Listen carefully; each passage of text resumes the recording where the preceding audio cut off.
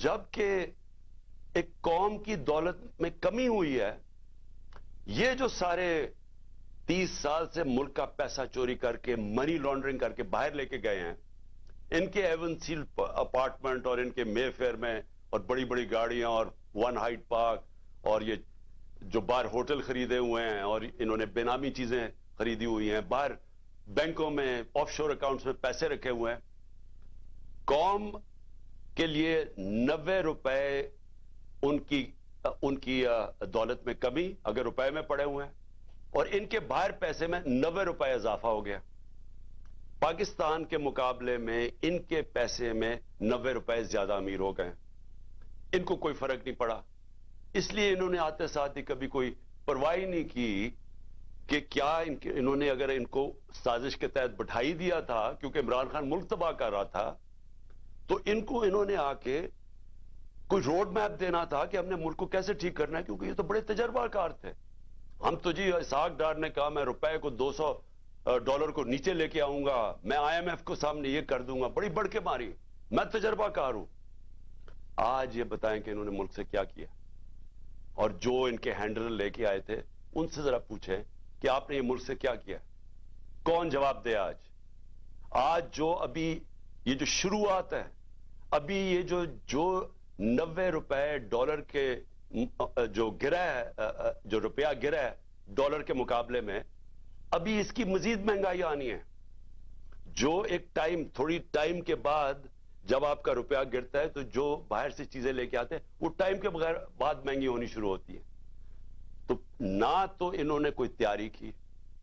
नाहली इनकी ये है कि इन्होंने गलत फैसले कर करके मुल्क को आज यहां पहुंचा दिया है कि इस तरह का बजट लाना पड़ा। और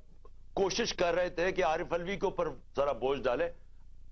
पार्लियामेंट में भी नहीं चाहते थे कि डिबेट हो इसके ऊपर, उससे कहते थे ऑर्डिनेंस साइन करो ताकि ये बच जाए कि पार्लियामेंट में इनके अपने लोग क्या,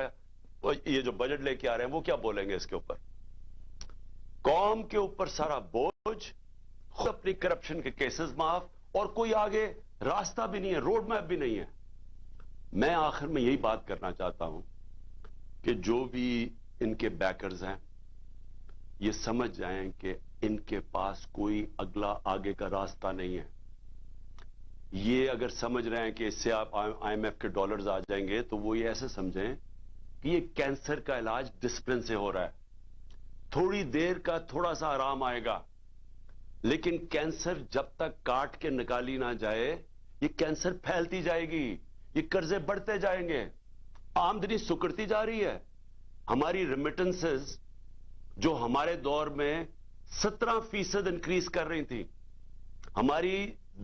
रेमिटेंस में 17% इजाफा हो रहा था जो 31 अरब पे पहुंच गई थी,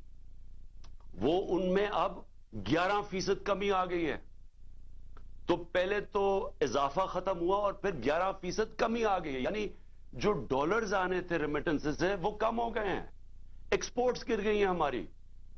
तो हमारे पास तो जो आमदनी है वो तो सुकड़ती जा रही है, फैक्ट्रियां बंद हो रही हैं, बेरोजगारी बढ़ रही है, लेकिन कर्जे बढ़ते जा रहे हैं क्योंकि तो कर्जे ही लिए ना IMF से, और हम ये उम्मीद रख रहे हैं कि और भी मल्टीनेशनल्स कर्जे देंगी, तो वो तो कर्जे हैं। तो ये हल तो नहीं है। हल क्या है? हल जो मैं तब से कह रहा हूं, मैंने कोशिश भी की, अपनी गवर्नमेंट खुद मैंने डिसॉल्व की अप्रैल में इलेक्शंस करवाने के लिए, लेकिन पूरा प्लान बना हुआ था क्योंकि फैसला हो गया था इमरान खान बहुत खतरनाक है इस मुल्क के लिए। तो उस तब से वो ही अभी भी हल है।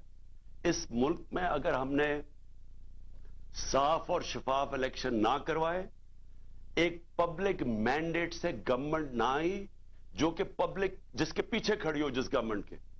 वो गवर्नमेंट फिर मुश्किल फैसले करे, वो जो मैं कैंसर को काट के निकाले मुल्क से, स्ट्रक्चरल रिफॉर्म्स करे, जो आज मुल्क की जरूरत है, रूल ऑफ लॉ कायम करे, गवर्नेंस सिस्टम ठीक करे,